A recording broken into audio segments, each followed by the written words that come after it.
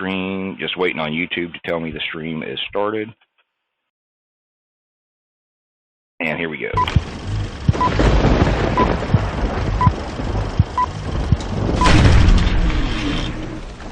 ClueCon Weekly, the FreeSWITCH community's official web show. Tune in every week for updates in the FreeSWITCH project, interesting presentations, and interact with members of the FreeSWITCH community. ClueCon Weekly is brought to you by FreeSWITCH Solutions, the officially endorsed consulting firm of the FreeSWITCH project. FreeSWITCH Solutions solves problems so you can focus on your business. Visit freeswitch.com for more information. The ClueCon WebRTC and Telephony Developers Conference. ClueCon is held every August in the Windy City, Chicago, Illinois. Meet the developers of all your favorite open source telephony projects, make the connections you need to meet your business goals, and see the latest and greatest technology in WebRTC and telephony. Visit ClueCon.com for more details.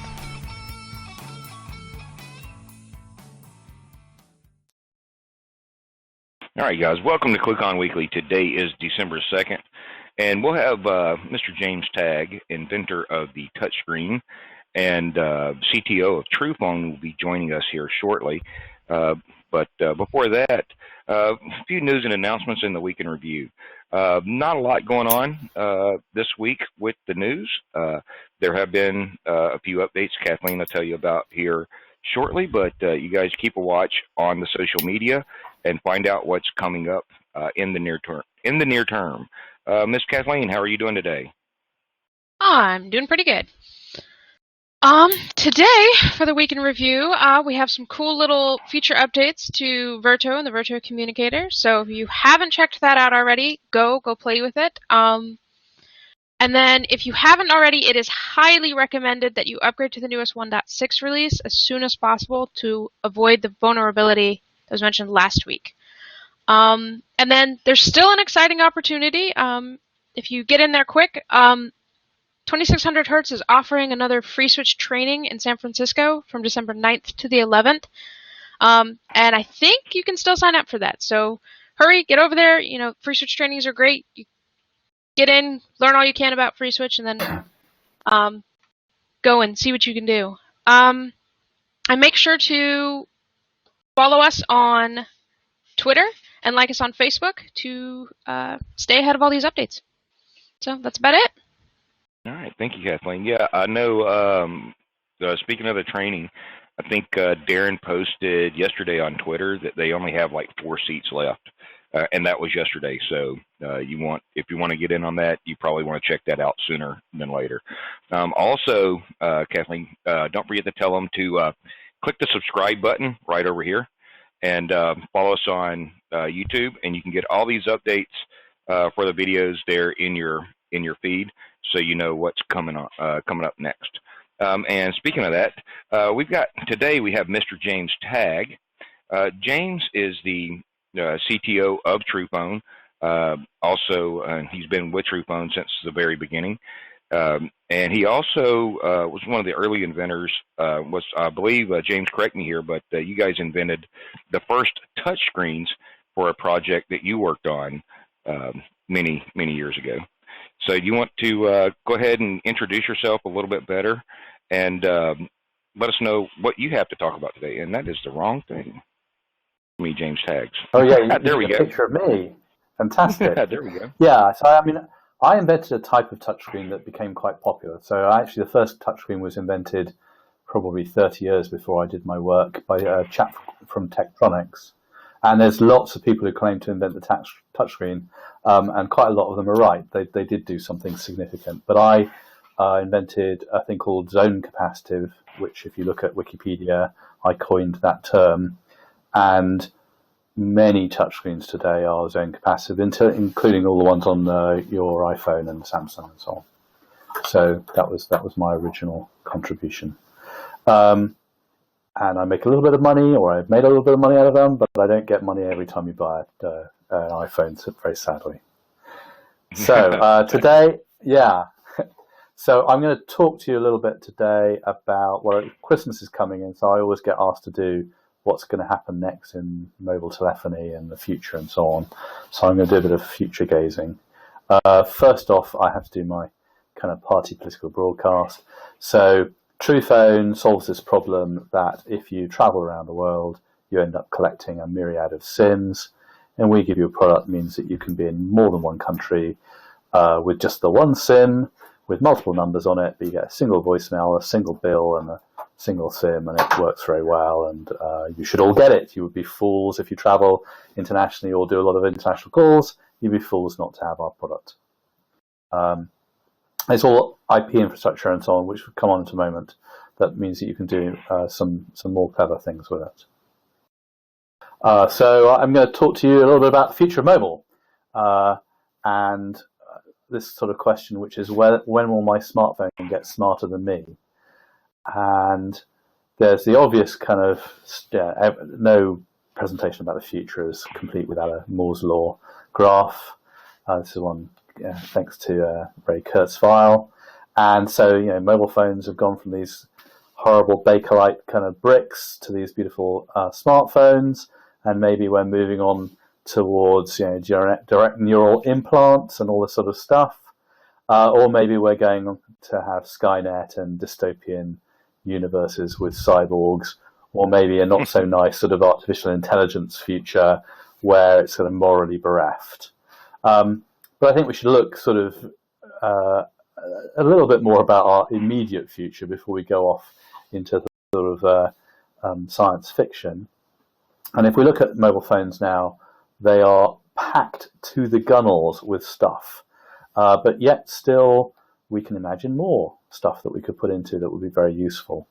So one of the things that I've played with, I actually built some when I was a much younger inventor, but going to come are these sort of direct retina displays. So rather than having to have a display which takes up an area of screen, they instead track your eyeball and they project the image straight onto your eye. So you can have something that's the size of a matchbox that projects a display that looks to you as if it's full screen IMAX. So that's something that we'll see come out CES. I think there are some possibilities that we'll see something in the new year, and that will be a real change to what we see. Another thing that sneaked out, I noticed in the in the iPad Pro is microlocation. And so really good differential GPS, which is used by people like archaeologists to chart burial sites and things like that, can locate you plus or minus a couple of centimeters. So we're starting to see these really accurate measuring devices in our handsets, and that will let us do some very interesting things. I've got a couple of inventions in that area that I'm going to go and do, and we'll see. I'm very surprised that mobile phones don't measure the temperature of the world at the moment, which is a shame because they would be able to use them to control your house and make sure that you were comfortable at your desk and so on. I've had to grovel on the floor in this room and turn the thermostat up on the radiator. I think that my phone should be doing that for me. Medical. We've already got pulse oximeters. You just hold your finger over the camera on the phone and it will measure your blood oxygen and things like that. But I think that over the next few years we're going to get a lot more into that. I've even got a tiny micro investment in a company that does gene sequencing with a chip, and they can sequence your entire gene by dropping a blob of blood onto a chip and just running through your gene and sequence the whole thing in a few minutes to a few hours. So you could get a horrible cold or some bacterial infection and so on, and you could ask your phone to sequence it, tell you exactly what it is, and prescribe specifically for that particular bacteria. So we're going to see some really interesting things. My wackiest projection is that since all the phones have got charging connections on the back of them these days that allow you to sort of make an easy connection, you could just run that backwards. You could dump the entire battery power out through the charging connections and make a little kind of portable defibrillator out of your mobile phone. So now one of the things that we laughed about the direct-to-cortex interface earlier as pure science fiction, but this is me at a show, it's not me, it's a friend of mine, at a show 18 months ago, and he's wearing a through the skull electrical stimulator, and here's him after 10 minutes of using it. So he's kind of become quite a lot more relaxed. And that was a prototype at the show, but those guys actually launched the product.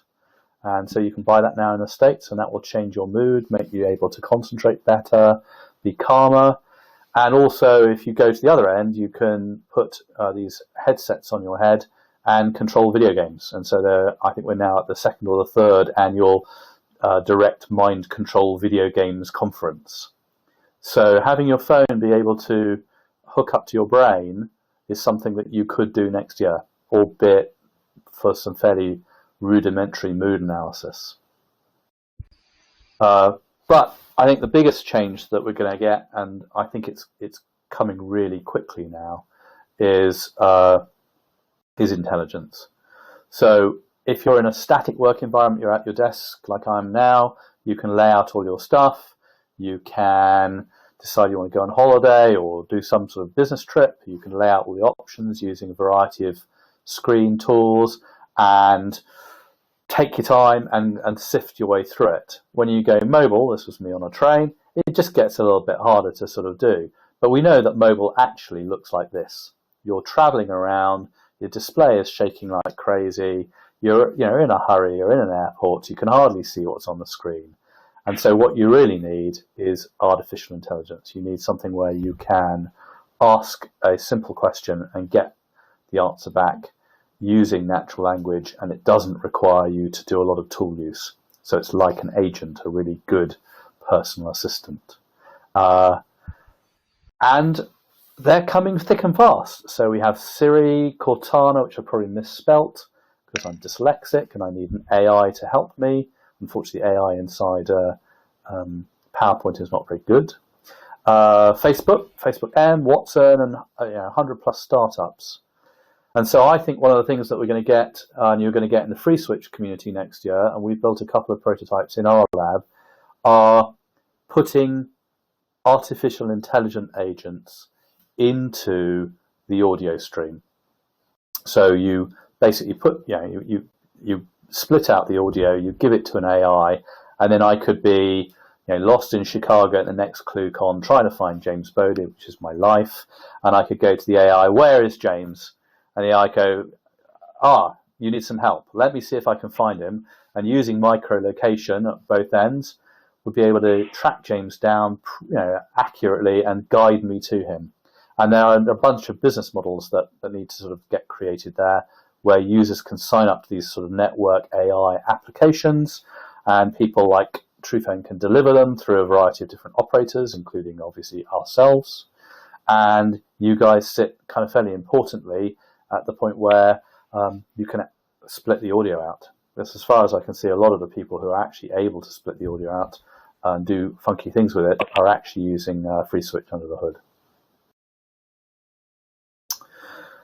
So, what about us humans? What do we do in this world if all these AIs are available? And this is a short-term question and a long-term question, because if AIs start to do a lot of the jobs that we do we all lose our job? There's some hope for us, because when we look at computers, when computers got invented, I was not supposed to have a job. That was all going to be automated away. But in fact, computers help us do more and do the things that we do better. This is a nice, slick video presentation.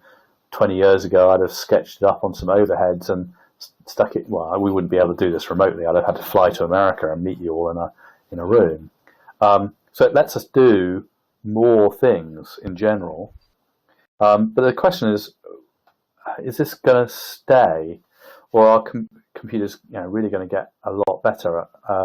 They are already better than our best grandmasters at chess. So computers are there, sort of well ahead in that sphere. And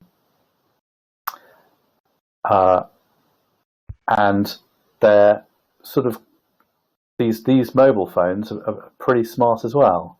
So what is Moore's law going to do as these mobile phones that we've got kind of continue to get more powerful. Just how good are they going to get?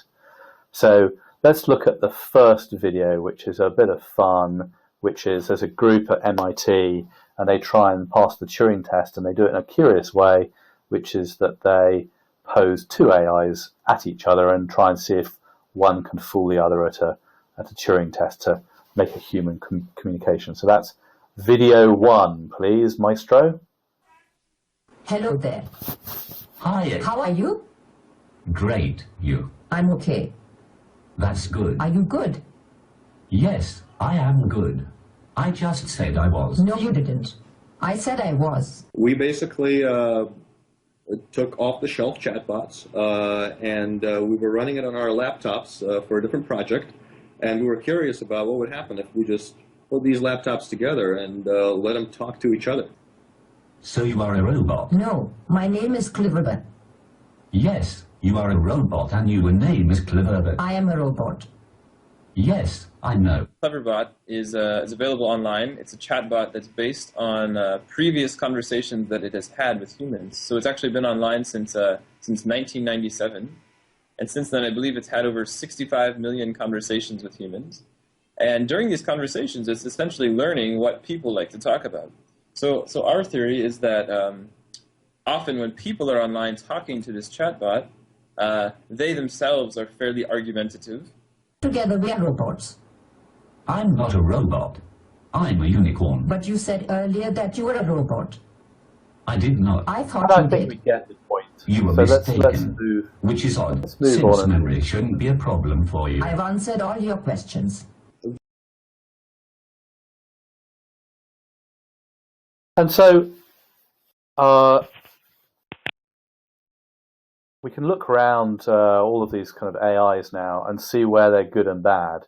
So they're definitely good at trivial knowledge. So Watson's beaten the top 2 contestants on Jeopardy. The art, bottom left-hand corner, that's Aaron. I'm not so convinced by Aaron. They're a bit formulaic and they're a bit odd-looking. But Aaron, they're 30 years old. That's quite an early AI. And there's a group in Edinburgh who've created this thing called Jape, and their best, which is a joke analyst something or other engine, and their best so far is what do you call a spicy missile a hot shot? So it comes up with puns. I think the last time I did this sort of talk, I actually played some Emily Howell. Emily Howell's a computer, and does a pretty good job at imitating Chopin and a bunch of other composers, and you should check it out online. It's really quite cool. Another thing that it's really worth looking at, and many people have seen this, but I always like to look at it, is the DeepMind Atari learning algorithm.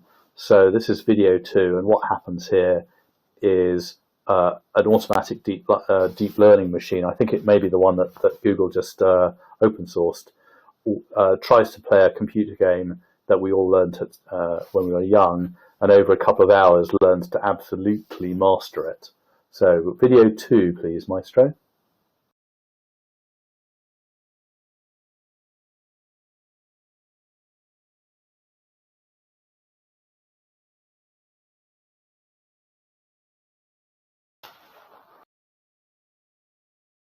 So it's just going to learn its way through this problem using a learning algorithm.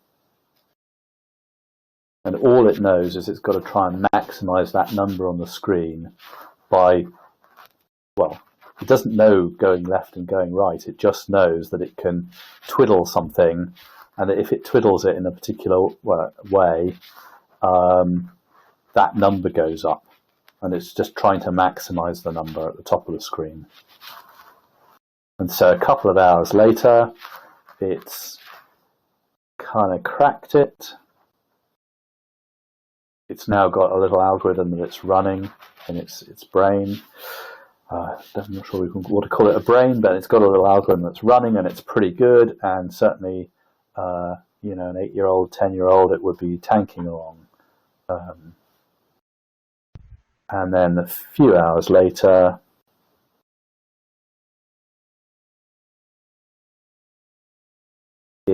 really works out how the cleverest humans sort of crack this game.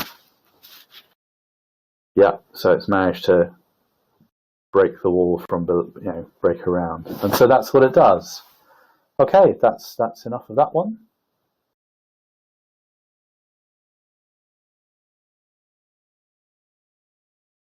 So just how fast are computers getting good, in particular mobile phones? So here's Moore's law, really on a Pentium scale, and we can see that we're kind of charting out the future. And at the moment, it's pretty low power terms. If I go on to the next image, I've actually now compared that with a human brain. So this is how it's comparing with the human brain, and you can see in the bottom left-hand corner there, it's really pretty slow. And even let me get rid of that thing. Even looking at that bottom left-hand corner, where it's completely slow compared with the human brain. And as you look forward, it will take about 2053 before a computer gets the same number of gates as in the human brain. And that's assuming that the human brain is a classical digital computer, so the sort of thing that we have on our desk. You know that Google has got a quantum mind program where they're playing with things like Z-Wave and a variety of quantum dot computers.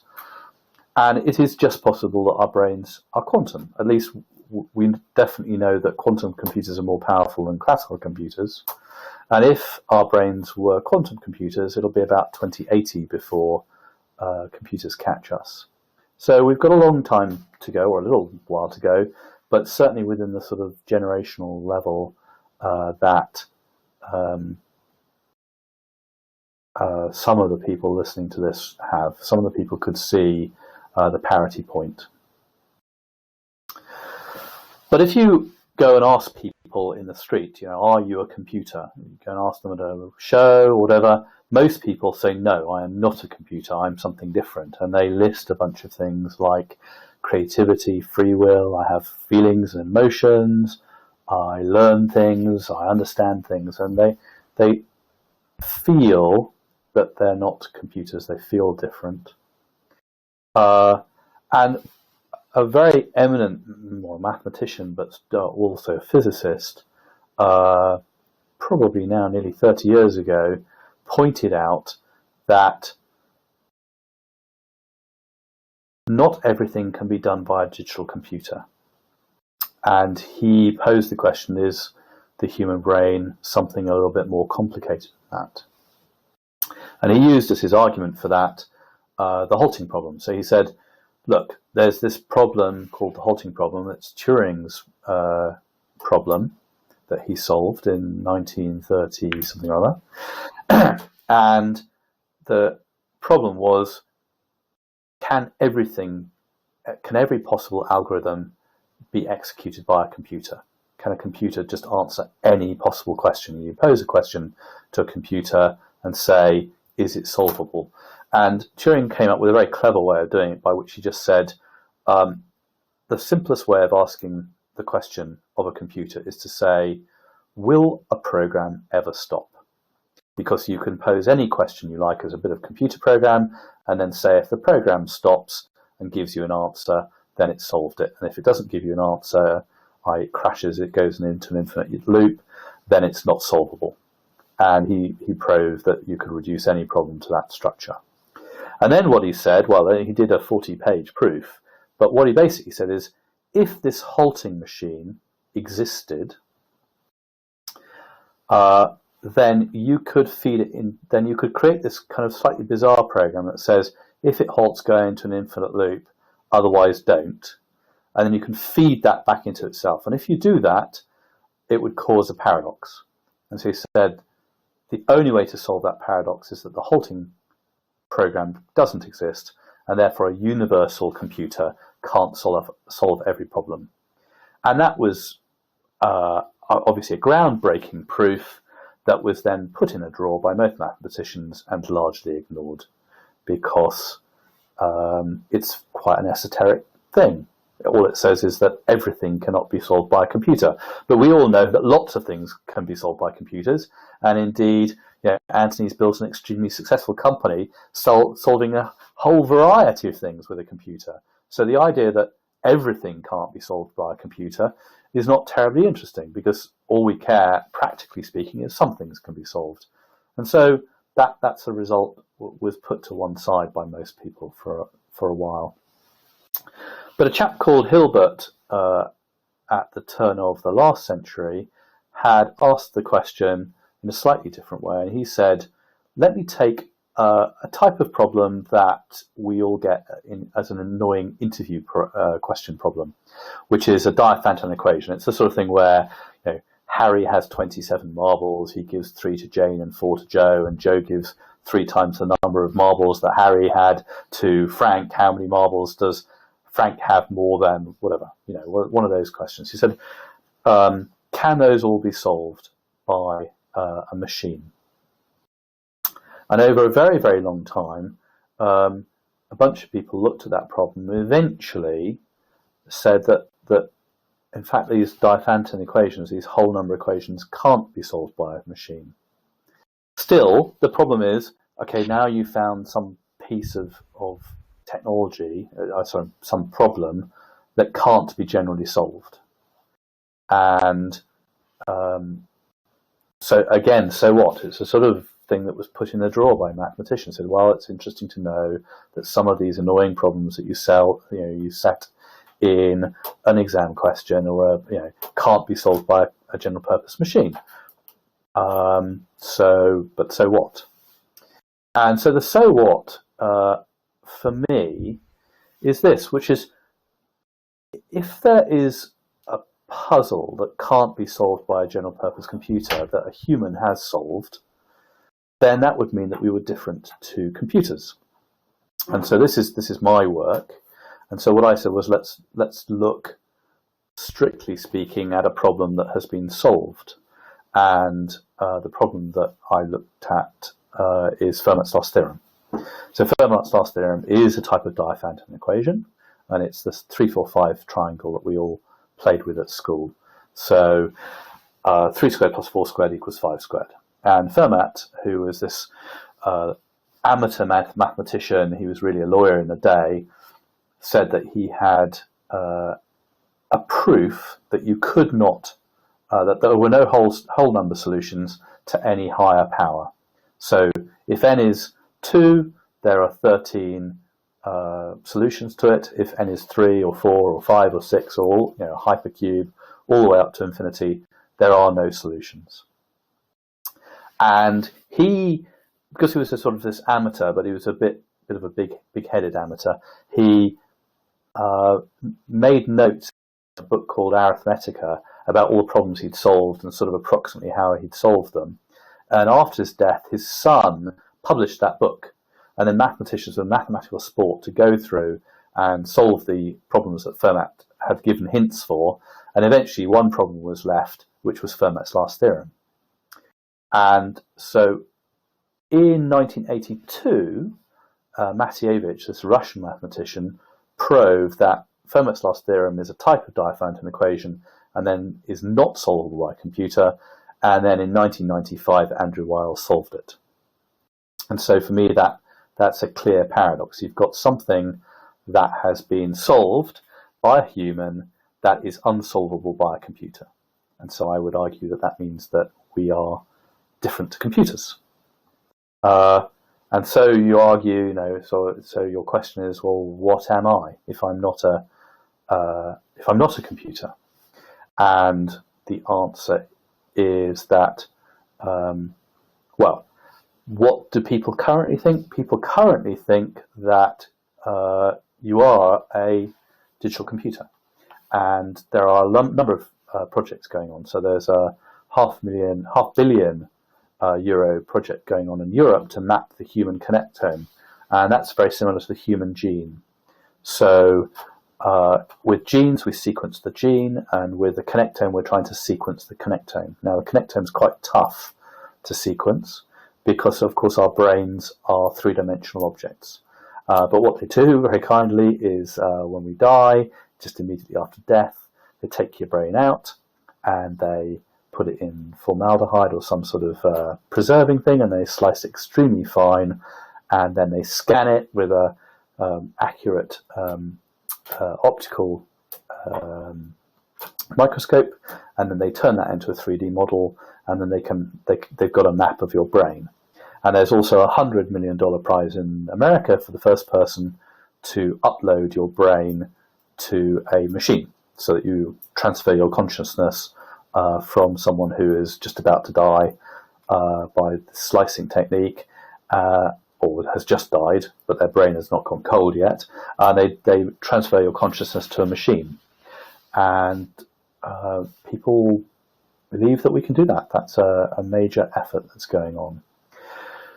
But that assumes that the entire human brain can be mapped by its connectome. Now, there's a few problems with this. One of the big problems is these little critters called paramecia are single-cell organisms.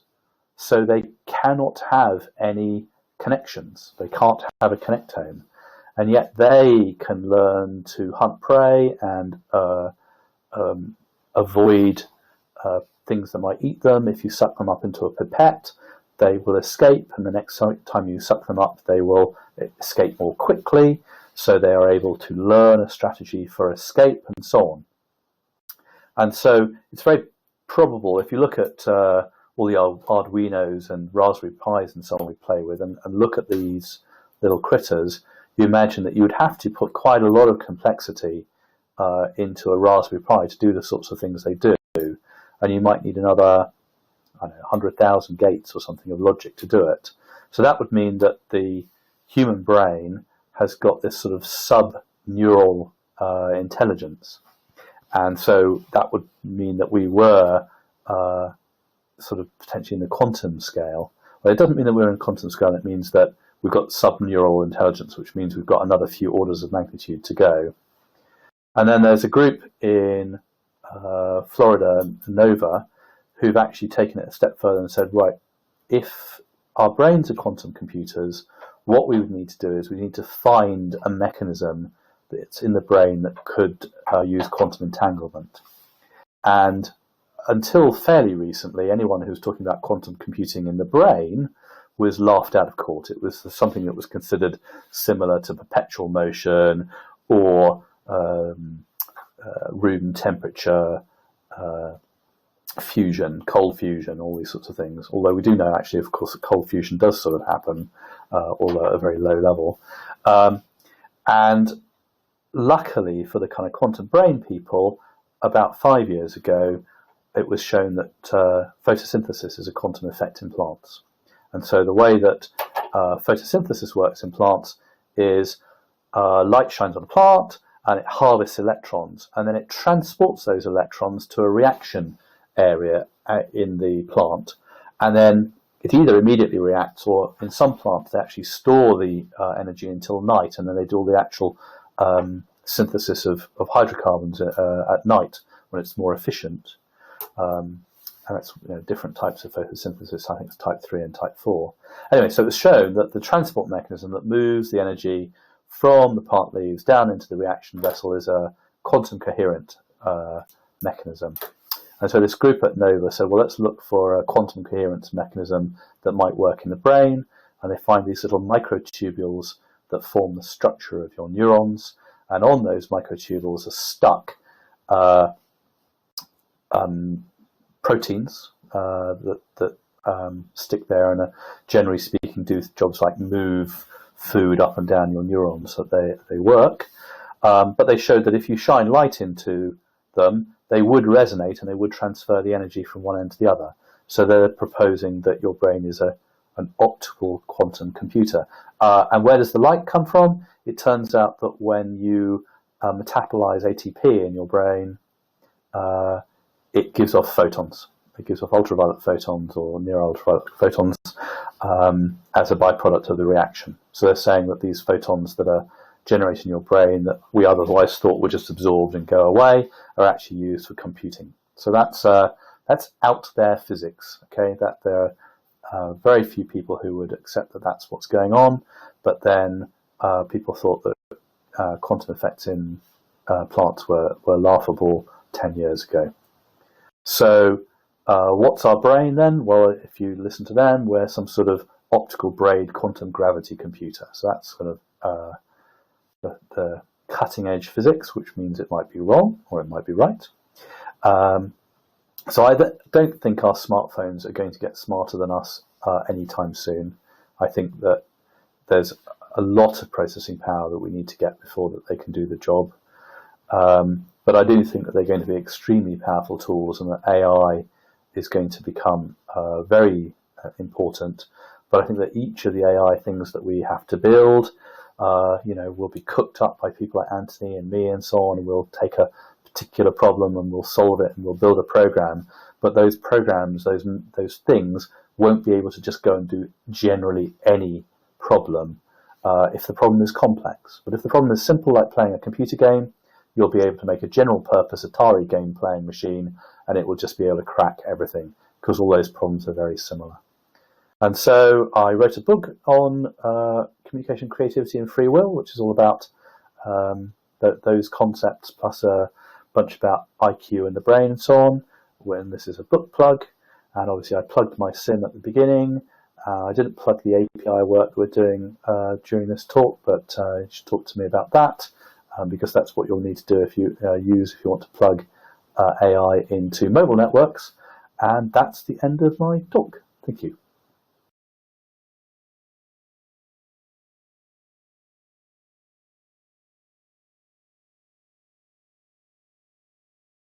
Cool. Well, actually, I want to back up for a minute, James, and rearrange the screen here for a second while I'm asking this. You had mentioned that while, earlier in your talk about retinal displays, and yes. I've seen those in the past, but those have been, what's the term I'm looking for? They're not exactly the top of the line what we see right now. Plus, we're starting to see things, with more mobile and that kind of stuff.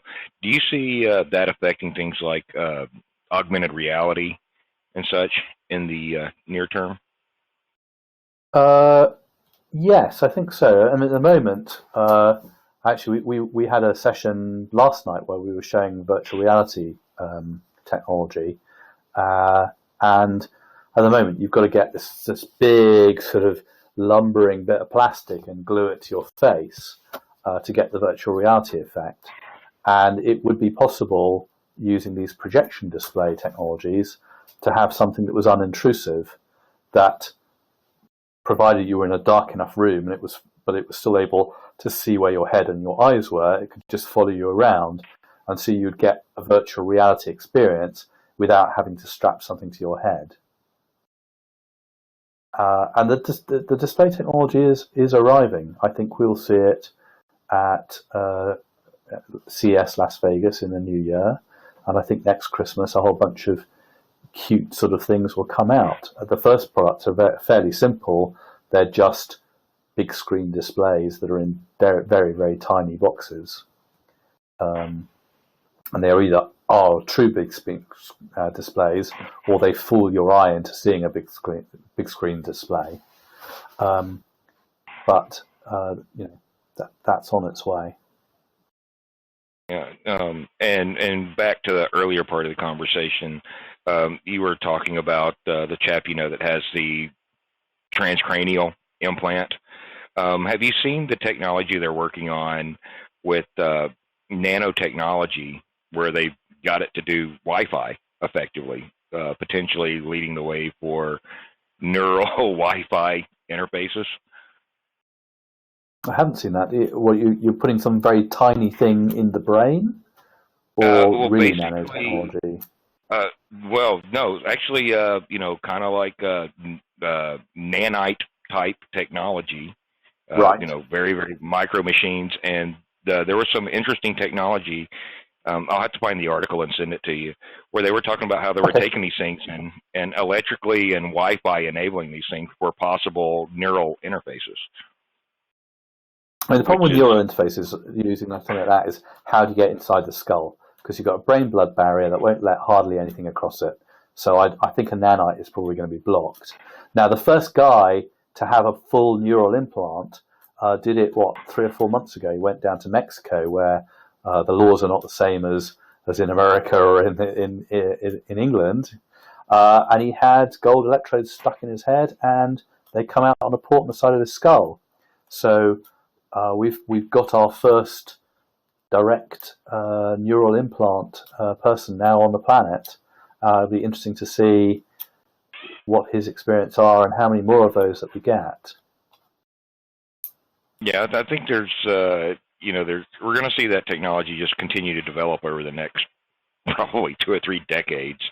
But I mean, that Think product is very agricultural in many respects. All it is two pads, and you put a 5-volt battery across it, and you vary the current a bit, put a waveform on it, and it's just sort of generally affecting your brain.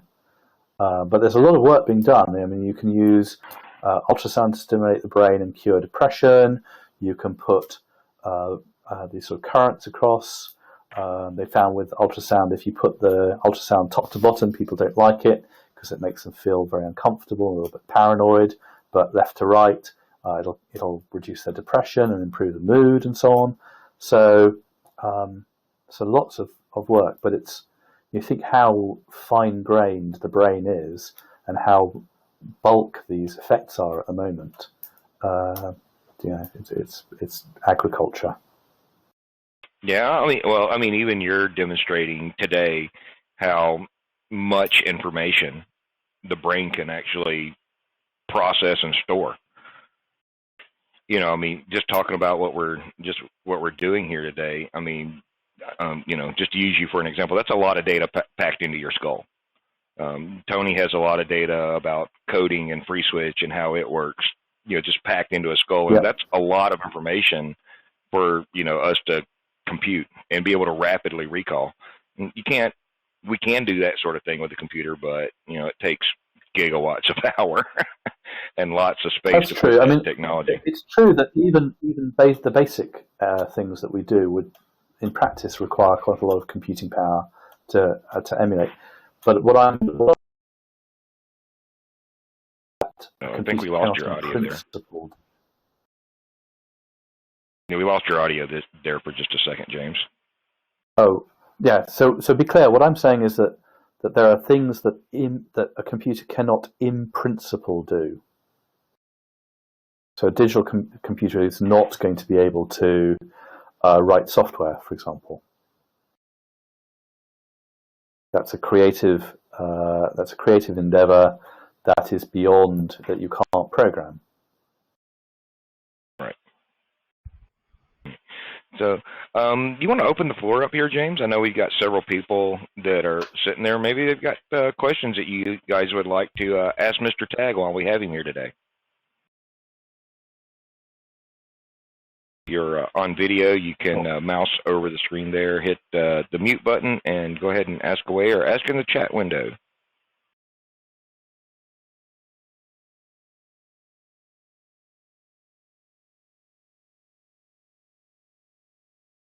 Anyone?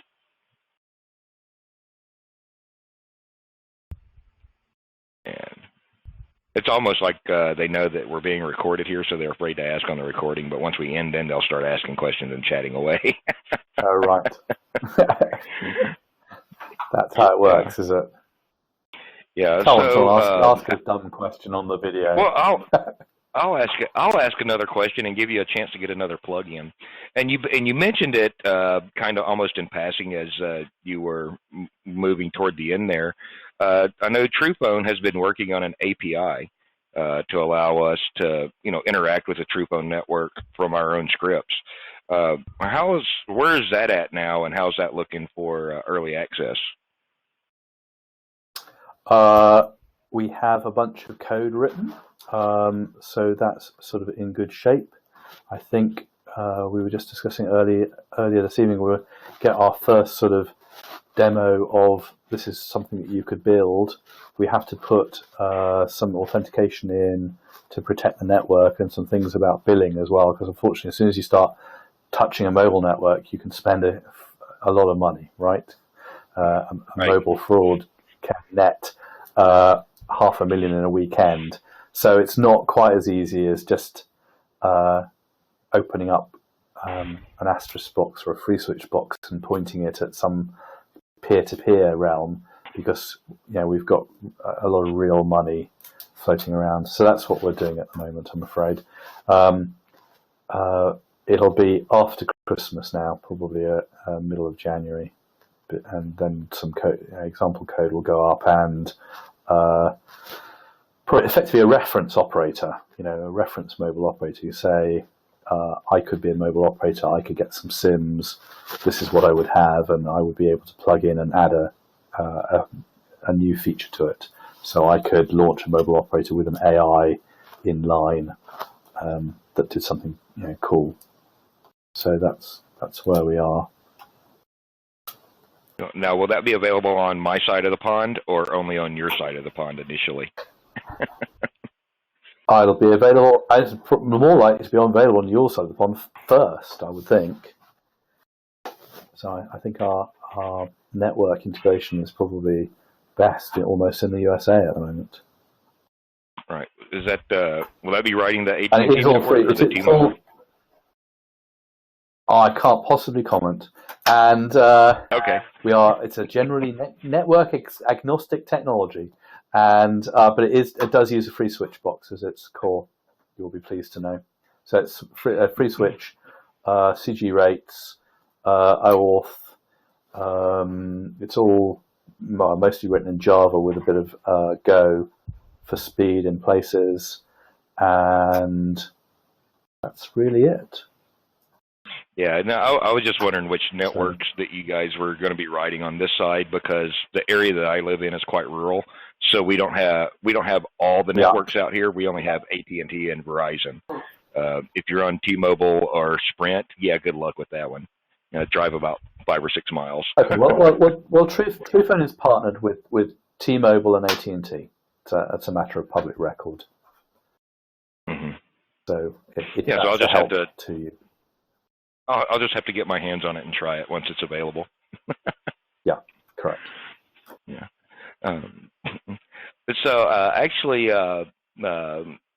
Michael Malvarudis out of New Jersey asked on IRC. You mentioned the retinal integration with the phones. Do you have a projected time frame where people can actually get that? Or when you think we'll be seeing that actually out there in the market space? I think we'll see some stuff at CES Las Vegas, which means that buyers will be buying those so that you can have them for next Christmas. So Christmas 2016.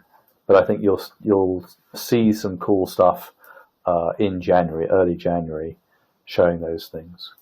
I've seen them a few years ago because it just so happens that our lead investor is also the lead investor in one of those companies.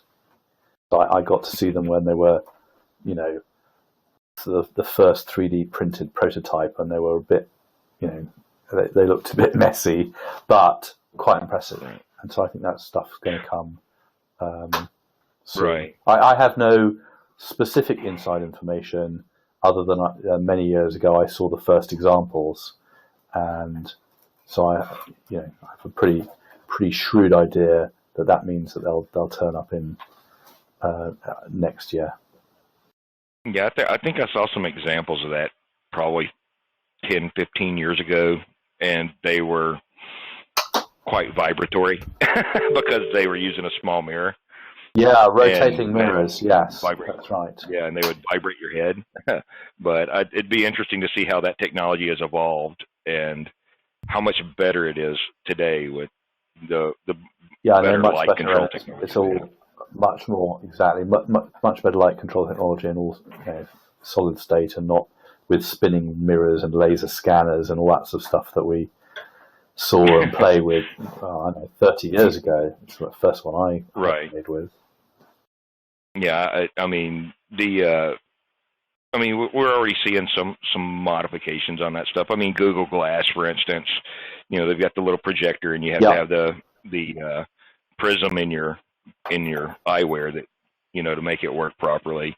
So it's all coming. It's just a matter of catching up, I guess, to where they can produce this at scale for the average consumer to be able to afford. That scale, and people want 1024 resolutions. They want a really good image. They don't want to go back to something that's sort of pathetically pixelated. We're all used to 4K displays, so they're having to catch up that technology as well. Yeah. So actually, somebody has just asked me this one over here, and they sent me a PM for this one, James. So I know it's a little bit early to probably ask you this, but are you guys, you maybe bringing Mr. Bodie along with you back to ClueCon in 2016 and have some stuff you might want to hit at that you guys might be showing off then? I definitely would like to come to ClueCon. That's August next year. That's quite a way away. Yeah, so I definitely would like to come there. Oh yeah, well, we'd love to have you there. I know I met you, I guess, in person really the first time at this past ClueCon and had some really interesting conversations. So it's yes, it is a bit early, but we're actually already planning it. We're getting ready for that. So, well, I'm planning my hackathon as well for next summer, because if you remember, I did a hackathon. Yes, at the farm here. Actually, we had nearly 100 people in tents camped out. Yeah, and that was there on the farm, right? Yeah. So we'll announce. We have to sort of debate it in detail at Christmas, but I'm pretty sure that we're going to do it again next summer. So you can come and do some farm hacking. Yeah, I do farm hacking all the time because I live on a farm. But yes, I remember. It would be really interesting to come over and hang out with you guys. And I know what did you guys have any information or videos or presentations that you guys posted on the web for that, for anybody that wants to go check out what you guys did last year? Oh right, yeah. So it's Hacklands. Hacklands, and it's on. There's a Facebook page, there's a website. And you can see we played with a bunch of technologies. We built a open source mobile network in the weekend, and we had all the kids played with VR and drones. They all got to fly a drone around the farm and take high def video. Let's see, and there's on the Facebook page. There's a video that has sort of the roundup of it. We also had this cool pianist who has synesthesia, which is that she mixes up sound and smell and vision. So when she hears sound, she actually smells it. And so she gave a concert where we did stupid things like wafted coffee into the audience when she played certain chords to try and give the audience the same effect of having synesthesia. And it was quite a fun piece of music. But it's trying to give you, and also everyone wore headsets, and so you heard a microphone that was actually in her ear, so you heard what it was like to be a pianist and what you hear as a pianist, not what an audience hears. So it was a very different experience, really.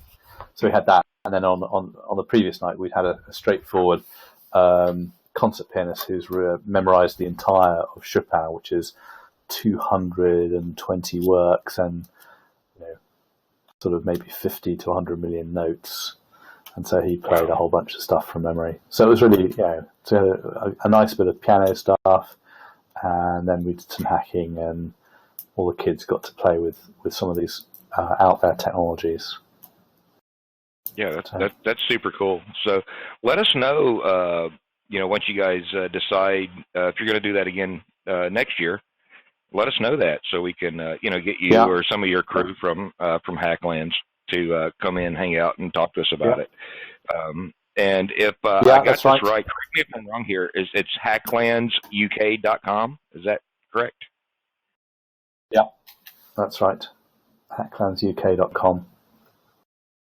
Well, you guys check that out on the web. We'll add the links for anything that James wants to have here in the notes below the video, so you guys can find those on YouTube, and you'll also be able to find those once we edit this and post it up to freeswitch.org in the video sections.